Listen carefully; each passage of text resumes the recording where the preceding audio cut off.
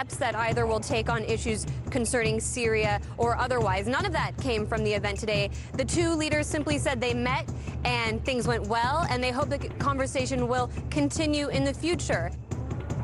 Analysts were, of course, looking for any telltale signs from the leaders' behavior during the Helsinki summit. And some think their handshakes speak volumes. We asked analyst and body language expert Howard Feldman what we can read into them. Trump is coming from a very, very highly critical domestic America. So he's very aware that his whole country is looking at him and trying to interpret what is really going on between these two leaders. And it's with that he enters the room and he faces what seems to be an opponent. So he starts off and he's almost strutting. Both of them, they sit down, they're very, very uncomfortable. They look like a divorcing couple. And then they reach out for that handshake. Now, what do we see about that handshake is it is a very distant handshake. It is not one where their whole bodies are involved in it. It's not one hand on top of the other. Trump is very, very visual with the placing of his hand. And he goes in very, very evenly. And that's how the handshake is executed. The mainstream media have gone through the roof over the plans for a second Trump-Putin summit. Some even called it news from hell, creating a similar level of hysteria to before the first summit. I don't know which side is the bride and which side is the groom, Anderson, but it sort of feels like we're at a wedding. You have been watching perhaps one of the most disgraceful performances by an American president. Why is President Trump putting himself in this vulnerable, high-stakes scenario and letting Vladimir Putin lead? A man that even President Trump now says interfered in U.S. democracy, invited to the White House. And now the president has apparently doubled down. He's inviting him to Washington. So let's collude again, like we did last summer. Top spy in the United States. He doesn't know. How is that possible that the president of the United States is inviting Putin for a second summit in a couple months in the fall over at the White House? Because the president he works for is Donald J. Trump. The media outrage was also visible on magazine covers as well.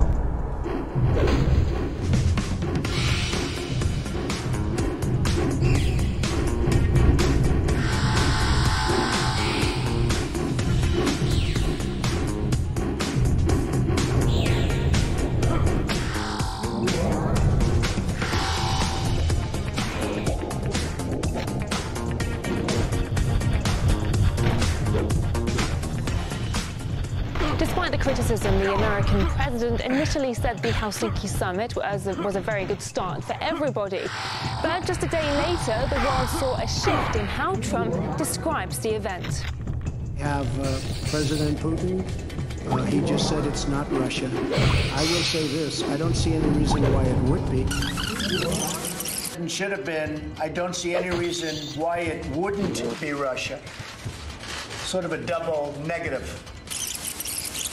Do you agree with U.S. intelligence that Russia meddled in the election in 2016? I would say that that is true, yeah. But you haven't condemned Putin specifically. Do you hold him personally responsible? Well, I would, because he's in charge of the country. Is Russia still targeting the U.S.? Is Russia still targeting the U.S., Mr. President? Let's go. Make your way out. I talked to the president. He wasn't answering that question. He was saying no, he's not taking questions. It looks like a schoolboy apologizing for something he shouldn't be apologizing for. The intelligence community in America has been giving primarily bad intel, like in 2003 with weapons of mass destruction, has been turning its surveillance apparatus on the American people.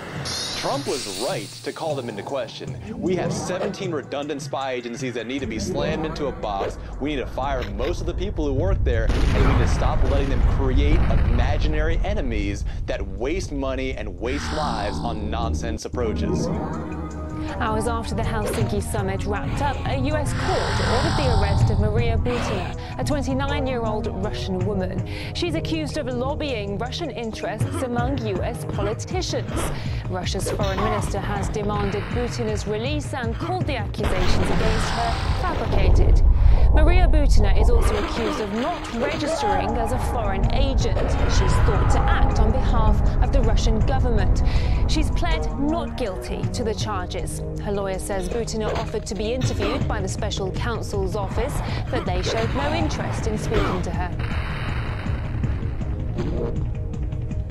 Investigators also claim that Butina was in contact with Russian intelligence officials and that she offered sex in exchange for a job at a US special interests organization.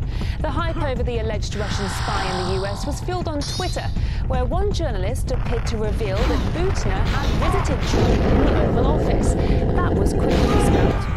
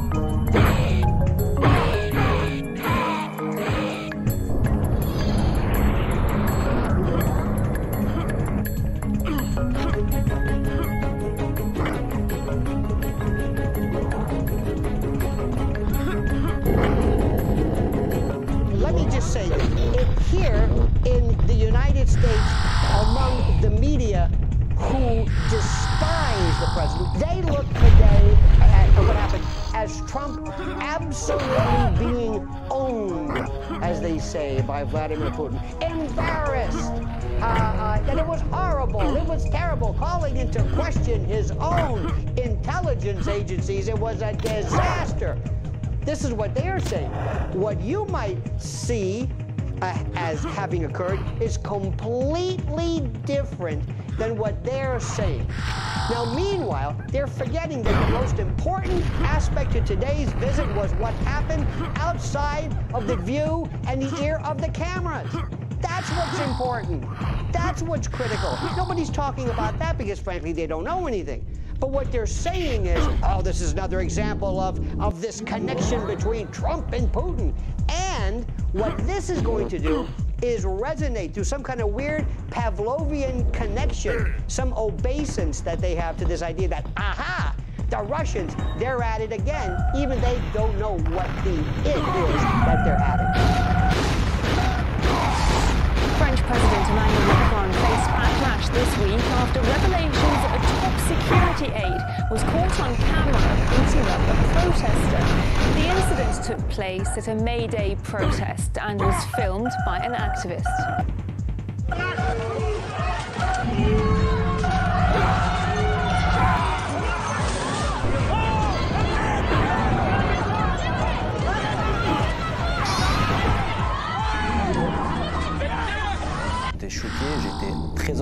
I was shocked and very angry. I would never have believed it wasn't a policeman. And now anyone can wear a uniform, interrogate me.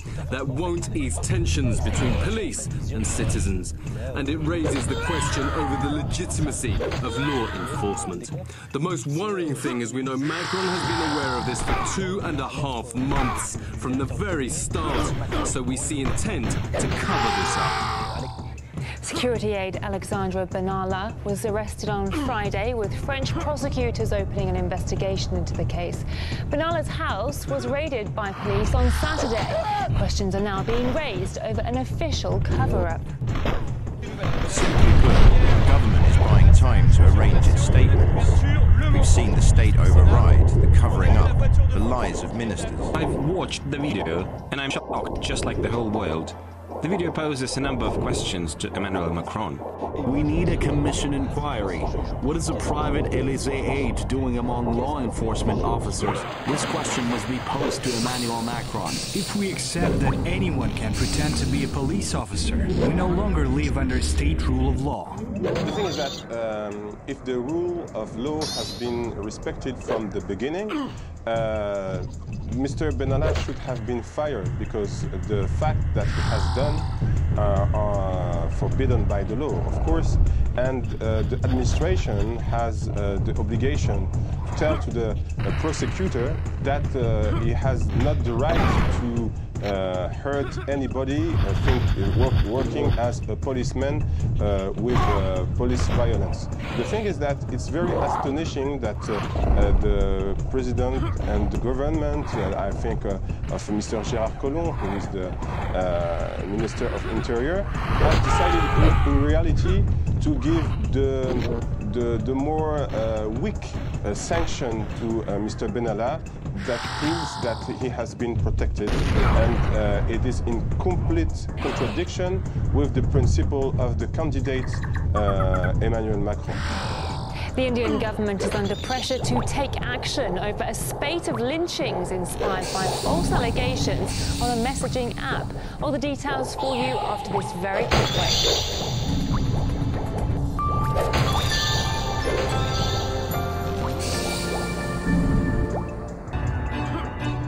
What politicians do is something we don't do. They put themselves on the line. They get accepted or rejected. So when you want to be president, why would you want to be? Why would someone want to be president? What's it like to be president? What's it like when the phone rings at 3 in the morning? Can't be a good call. I'm interested always in the whys and the hows. Question more. People criticize us or they question us and they want to know why we're not more, quote, critical of Russia. The real question is, how come we're not tooting Russia's horn more? Because they are been genius during this crisis.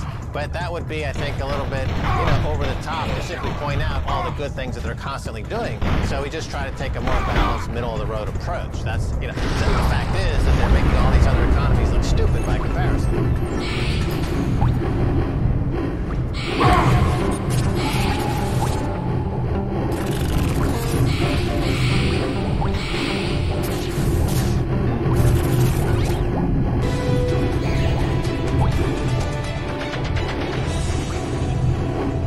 Welcome back. At least 25 people have been reportedly lynched in India after fake news about kidnappers taking and abusing children was spread on social media. There are now calls for the government to take urgent action. The horrendous acts of mobocracy cannot be permitted to inundate the law of the land.